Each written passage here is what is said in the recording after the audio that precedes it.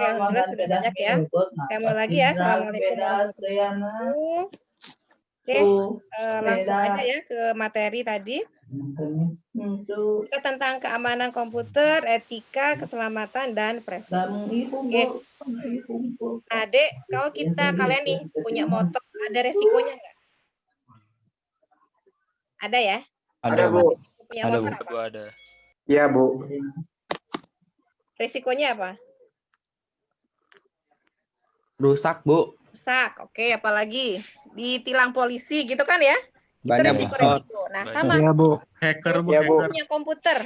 Nah, risiko keamanan komputer. Jadi setiap kejadian atau tindakan yang dapat menyebabkan hilangnya atau rusaknya perangkat, entah itu hardware, software, data, informasi, atau kemampuan pemrosesan. Nah, kita kenal istilah cybercrime, tindakan ilegal dengan menggunakan internet. Nah, nanti kita akan pelajari ya, Dek ya, bahwa saat ini sangat banyak kejahatan di dunia cyber internet, mulai dari hacker, cracker. Siapa yang paling jahat antara dua ini? Ada yang tahu? Cracker. Sama cracker paling jahat ya? Cracker. Iya, Bu. Cracker, Bu. Ya, yang cracker ya. Karena Kemudian yang ada baik ada yang jahat. baru belajar, biasanya anak-anak yang nguliknya cukup kuat gitu ya dia. Ini ada kemarin orang Indonesia itu bisa bobol keuangannya di luar negeri, Dek. Ya, kemarin ada cerita ya. Dan dia belajarnya otodidak. Nah, ini kalau orang Indonesia itu sering ngulik ya. Maksudnya kadang pintarnya itu digunakan untuk hal yang tidak bermanfaat sehingga ya seperti itu gitu ya. Spionase perusahaan, karyawan tidak beretika sampai ke cyber teroris. Ini kejahatan yang saat ini sedang terjadi apalagi saat ini pandemi gini ya, banyak kejahatan baik itu di dunia cyber maupun di dunia nyata. Oke. Nah, kita lihat di sini ada 6. Kalau tadi kalian punya motor, ada risikonya, Bu.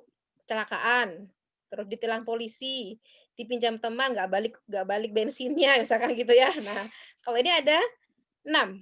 Apa itu? Serangan internet dan jaringan. Yang pertama yang ini.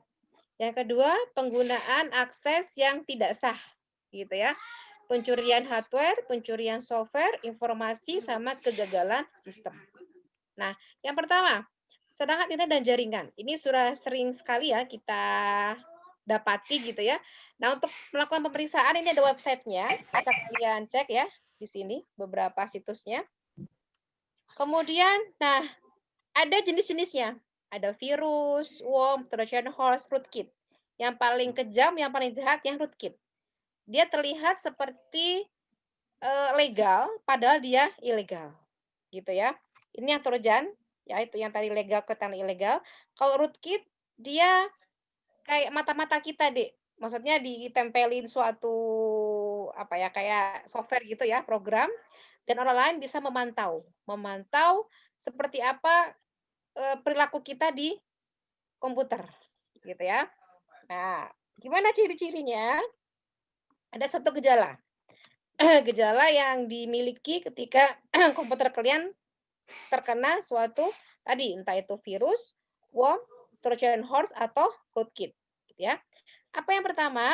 Nah, biasanya ini layar menampilkan pesan atau gambar yang tidak biasanya muncul. Dulu ada namanya virus jam 10 gitu ya. Ketika jam 10 langsung muncul wanita cantik, rambut panjang, ada puisi-puisinya kayak gitu ya.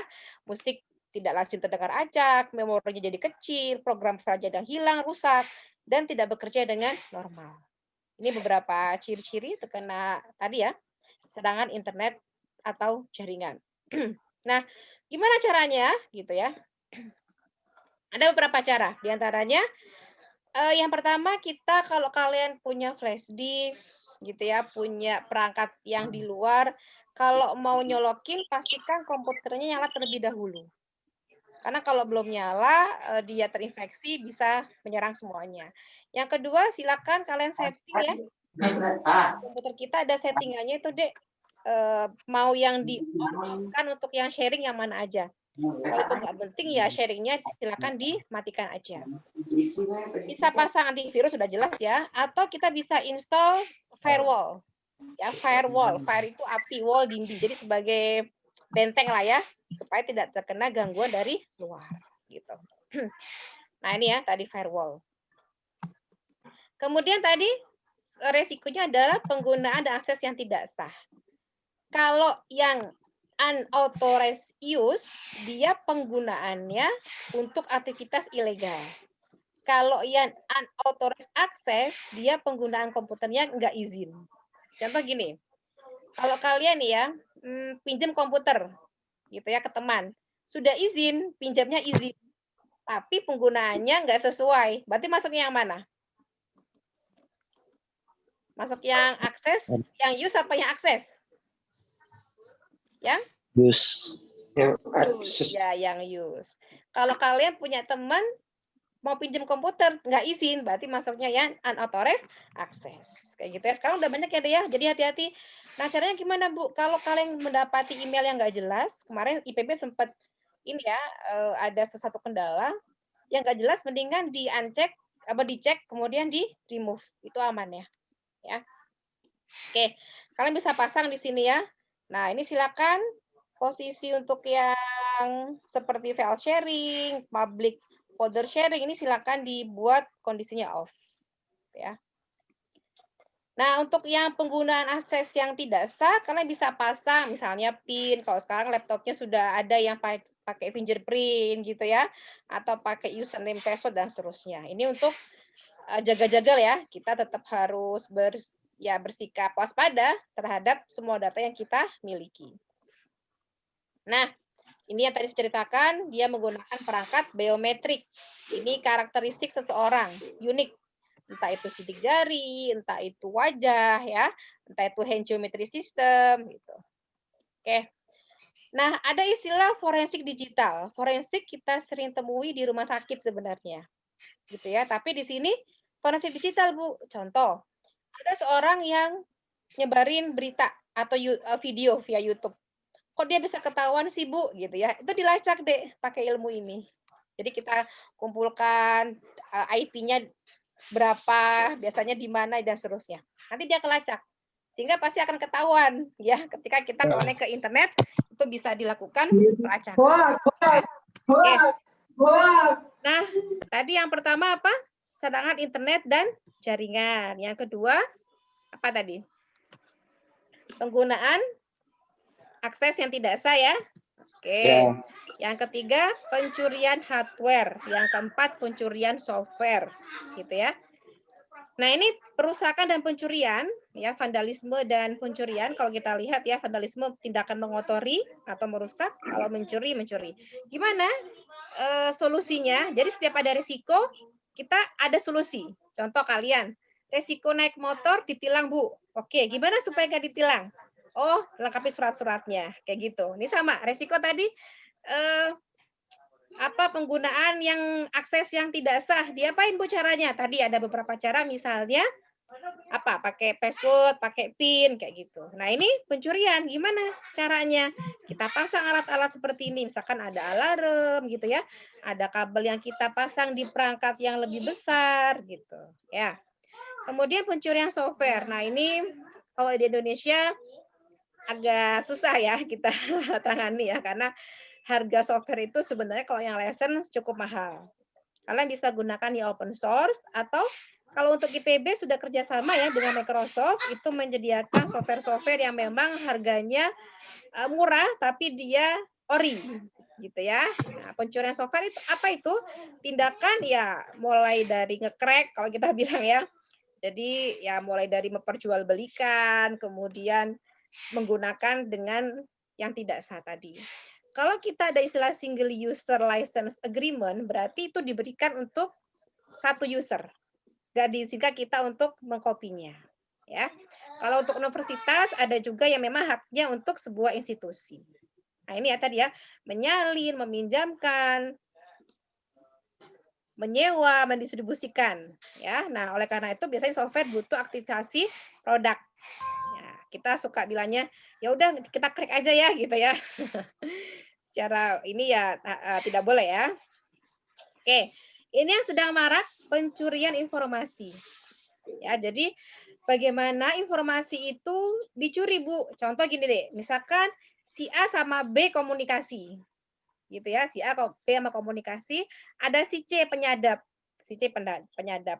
Kalau nggak dilakukan namanya enkripsi, maka si C bisa menyadap dan mendengar komunikasi tersebut. Misalkan A ngirim email ke B, si C menyadap, itu bisa. Nah, gimana supaya aman? Kita lakukan enkripsi. Jadi proses mengubah data yang dapat dibaca ke dalam karakter yang nggak dapat terbaca. Yang bisa membaca yang punya kuncinya. Misalkan si B penerimanya punya kunci, dia bisa baca. Gitu ya. Itu yang informatika, kita nanti belajarnya di ini ya, lebih ke arah ini ya, keamanan gitu. Ini algoritma yang sederhana ya, dari transposisi itu hanya menukar urutan, substitution itu mengganti, mereplace karakter, expansion dengan cara menyisipkan karakter, compaction menghapus. Ya, ini cara yang algoritma yang sangat sederhana.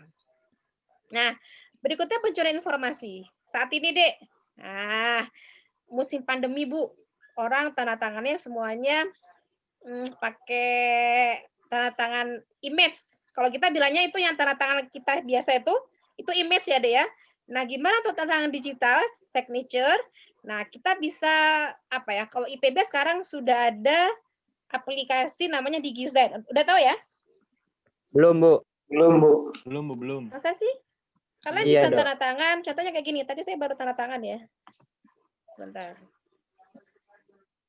Saya kan di kampus selaku sekretaris, tadi mengajukan pengajuan.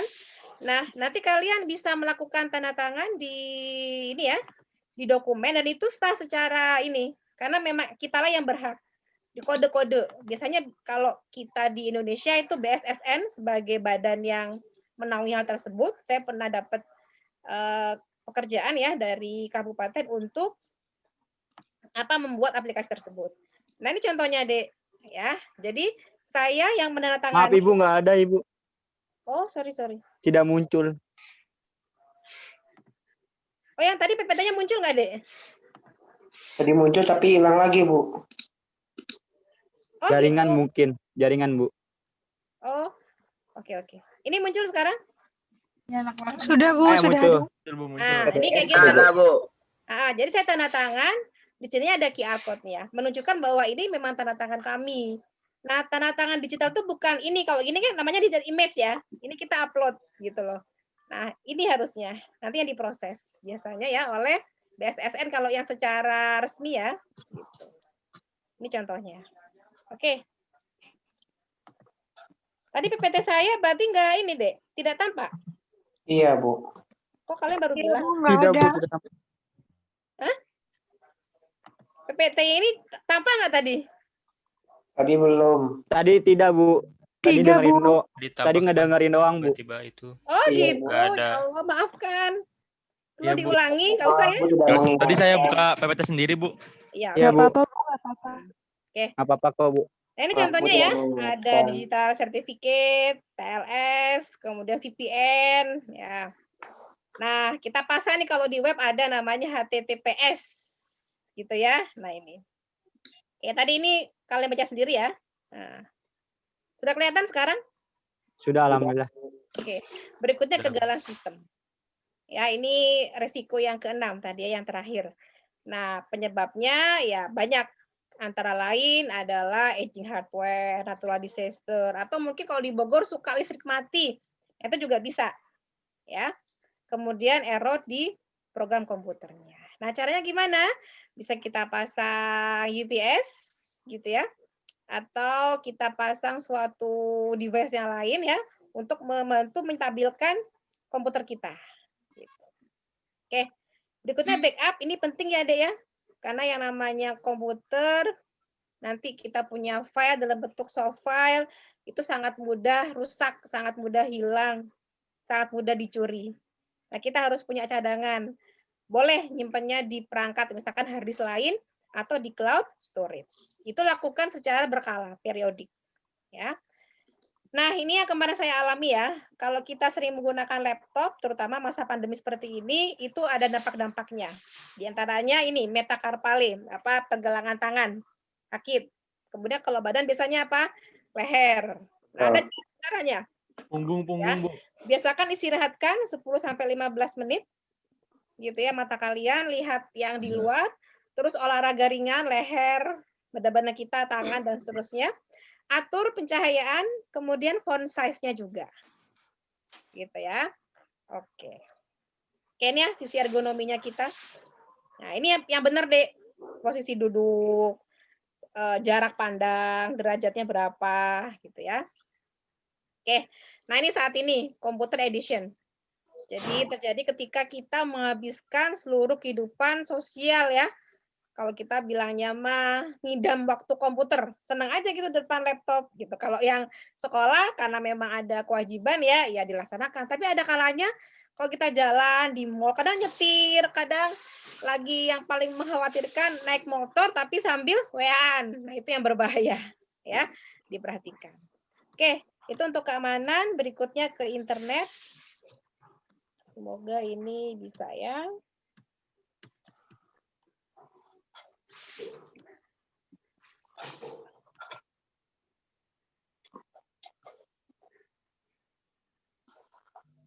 Oke.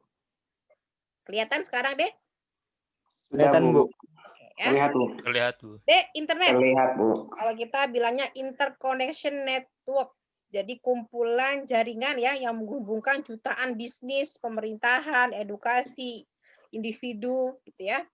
Nah, kita sudah sering menggunakan internet. Nah, ini sejarahnya ya, dimulai tahun 69 awal mulanya. Nanti untuk informatika kita bahas lebih lanjut di mata kuliah perancangan web ya. Oke. Ini bisa kalian baca ya. Nah, Dek, hal yang urgent adalah nah ini ya, kayak tadi saya bilang. Masih ingat ya materi minggu lalu tentang router sama hub. Masih ingat ya? Ingat, Ketika Bu. beda jaringan, kita mau aksesnya, kita bisa pasang router. Ya.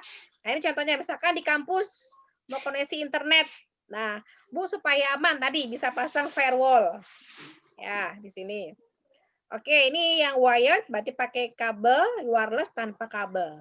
Ya, ini teknologi yang bisa kita gunakan. Oke, hotspot ya. Jadi kita net jaringan secara wireless yang menyediakan internet gitu ya. Dan dia bisa menghubungkan beberapa device. Oke, ISP. Nah, Internet Service Provider ya. Ini ada yang kalau kita ya bayar ya. Kalau kita dikasih saat ini dari pemerintah ya. Untuk bandwidth-nya ya mega, giga ya, saat ini. Oke, nah ada ini yang penting bagi kalian supaya tahu ya, ada namanya IP address sama nama domain. Setiap kita connect ke jaringan, ke internet, itu pasti ada yang namanya IP address. Ya, nah ada alamat jaringan, ada kode-kode uniknya ya di sini. Ada untuk host gitu ya, ada untuk network. Nah, manusia itu sangat susah untuk menghafal kombinasi angka seperti ini. Gitu ya, sehingga dibutuhkan kalau kita versi teksnya, versi teks dari IP address kita sebut dengan nama domain. Kita misalnya sedang buka www.google.com misalnya ya. Google.com ini nama domainnya, Dek. Ya, pasti dia punya IP address. Setiap yang terdaftar gitu ya, itu dia punya IP address. Nah, manusia karena susah untuk menghafalkan IP-nya, maka dibuatlah nama domain yang mudah kita ingat. Kalau kita mengetikkan nama domain sama mengetikkan IP address-nya, sebenarnya cepat kita mengetikkan IP address karena langsung prosesnya, gitu ya. Oke, ini TLD, top level domain. Ya misalkan .com, kalau di Indonesia ACID gitu ya, gov.id, ini yang di luar ya, .com, edu, gov, mil, net, org. Oke. World Wide Web. Kalau di Indonesia kan namanya Waring Wena Wanua. Tetap disingkat sebagai WWW juga ya. Nah, ini menyediakan ya powerful ya, koleksi elektronik dokumen. Kita sebutnya dengan web page. Ada home page, ada note page. Kalau home page itu biasa yang di awal. Ya, home-nya. Yang note page di bawah dari home page-nya. Oke, ada website, web server, dia komputer yang memang tugasnya adalah apa kalau kita bilang? Mendeliver ya, request web page ke komputer-komputer kita. Oke. Browser ya, jadi aplikasi yang memungkinkan user untuk ya membuka suatu situs. Contohnya apa? Google Chrome, Firefox. Tolong jangan bilang Mozilla. Kalau Mozilla harus diikuti dengan Firefox-nya. Mozilla Firefox. Karena Mozilla itu nama kayak kita Microsoft Word. Jangan bilang buka Microsoft, enggak, buka Word-nya gitu ya. Dia sebagai pembuatnya. Ya, tadi homepage sudah. Nah, dia ada istilah URL, Uniform Resource Locator. Ini bagiannya. Protokol HTTP, Hypertext Transfer Protocol. Kemudian di sini ada hostname-nya, ada nama domainnya, ada path-nya, sama ada nama webpage-nya. Ya, kita suka bilangnya address. Ini web application. Nah, search engine yang sering kalian gunakan mungkin saat ini Google ya, sebagai Google.com sebagai search engine. Yang lainnya ada Bing, ada Yahoo dan seterusnya. Oke. Nah, ini kalau kalian mau mencari gitu ya, ini sebenarnya ada ininya ya. Ada operator-operatornya yang bisa kita gunakan. Or, dash, kemudian ada kutip, ada bintang. Nah, ini ya penjelasannya. Oke. Nah, tipe website kita bagi ada yang search engine, ada yang online social network, ada untuk yang research ya, penelitian dan informasi, bookmarking, media sharing, ada berita dan seterusnya. Ini kategori-kategorinya. Edukasi, bisnis, pemerintahan, blog, science, entertainment, mapping, banyak sekali ya tipe-tipenya. Oke. Pada saat merancang website, nah saat ini kalau kalian mau bikin web, cara yang paling mudah bisa menggunakan CMS yang sudah ada. Untuk yang anak di luar informatika gitu ya. Bu emang bisa? Bisa. Atau paling mudah kalau di Google ada namanya Google Site. Kalian cari ya. Itu tinggal drag-drag aja kayak Word, nggak harus coding. Ya. Nah, itu dimulai dari merencanakan ya. Kemudian merancang, membuat, kita publish, kita hosting, dan jangan lupa dilakukan pemeliharaan. Oke, ini multimedia bagian-bagiannya. Bentuk format file gambar ya, ada GIF, JPEG, dan seterusnya. Oke, animasi. Nah, ini yang saat ini di YouTube saya ada beberapa contoh VR ya. Kita bisa melihatnya menggunakan VR glass, kacamata itu ya, jadi kelihatan banget kitanya seakan-akan masuk di dunia nyata. Oke, ini bisa kalian baca ya, email udah tahu semua ya, email list. Oke, chat room, online discussion. Nah ini, voice over IP memungkinkan user untuk berbicara dengan user menggunakan koneksi internet. Ya, contohnya kayak gini kita saat ini. Ya, oke. Protokol yang lainnya ya, ada file transfer protokol. Ya, ini untuk kita mengizinkan upload sama download. Nah, ini aturan-aturannya, Dek. Kalau bisa kalian sebelum ngepost pesan gitu ya, ini harus diperhatikan masalah etika, misalkan tidak boleh menggunakan huruf kapital. Ya, kemudian karena itu menunjukkan bahwa apa ya, kayak sedang marah gitu ya. Ini emot-emotnya bisa kalian lihat ya. Oke, sampai sini ada pertanyaan, silakan. Materinya agak simpel yang dua ini ya, lebih ke arah pengayaan karena kalian kemungkinan besar sudah menggunakannya, gitu ya. Ada pertanyaan sampai sini? Ini Bu, Halo? pertanyaan Bu. Ya, bagus ngomongnya agak kenceng ya. Suara kalian di saya kecil sekali. Coba ganti itu. Coba ya, ganti itu. Kecil suara kalian. Ya, bagus silakan. Ingin bertanya mengenai netiquette. Ya. Jadi saya kan suka main game gitu ya Bu ya. Terus di apa kan game online gitu kan banyak orang-orang gitu. Sebentar. Saya ganti dulu ya. Takutnya karena ininya apa ya? Bentar.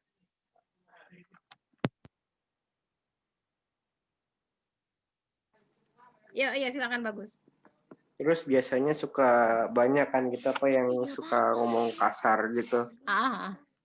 Itu berarti tidak ini ya Bu ya, tidak Ya. menerapkan netiquette gitu ya Bu ya. Kalau kita bilang netizen selalu jadi yang paling benar gitu ya. Iya, Bu.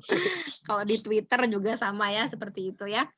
Jadi Dek, memang ada kode etik ya dalam komunikasi, bahkan dalam komunikasi sehari-hari pun kita memang dianjurkan untuk berbicara yang baik. Karena seperti yang kita ketahui ya, ada undang-undang ITE. Udah tahu semua kan ya?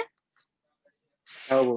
Nah, di situ ada beberapa poin-poin penting yang memang harus kita taati. Khawatirnya gimana kalau pemerintah nggak ngatur, ya orang lain sangat apa ya? Kalau kita bilang kan lidahmu harimaumu gitu kan ya, kalau pepatah dulu ya. Kalau sekarang ganti ya, tanganmu harimaumu.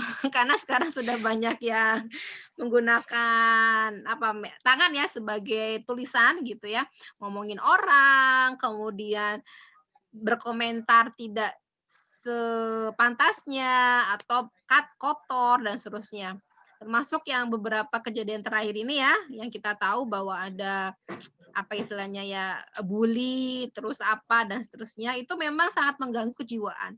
Kalau kalian contoh sering dibully sama teman atau kalian dalam kumpulan orang tersebut, lama-lama kalian juga akan merasakan tidak nyaman gitu loh. Sehingga memang itu harus kita atur gitu. Iya deh, kalau main game terus terang kan ngomongnya karena dia emosi negatifnya sedang berada di puncak ya.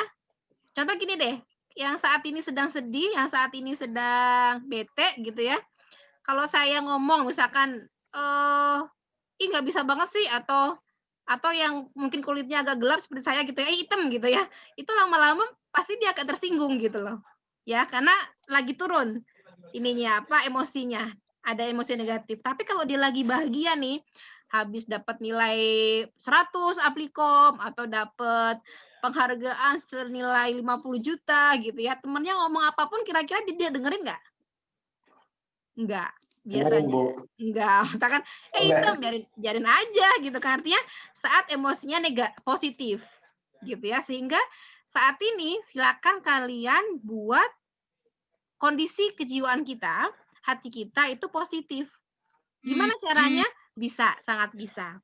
Kalau misalkan dalam kondisi saat ini ya sering diskusi dengan teman yang punya energi positif, buka video-video yang memang sebagai motivasi buat diri kita sendiri. Gitu ya. Cukup mungkin Teh. Di sini udah mau maghrib ya. Belum maghrib tapi akan maghrib. Cukup ya dari saya ya. Nanti kalau ada pertanyaan bisa disambung ke WA ya. Iya Bu, terima kasih banyak. Terima kasih ya. Saya tutup. Assalamualaikum warahmatullahi wabarakatuh. Waalaikumsalam warahmatullahi wabarakatuh. Makasih Bu. Nah, nanti saya absenkan ya. Iya Bu. Terima kasih Bu, terima kasih. Terima kasih Bu.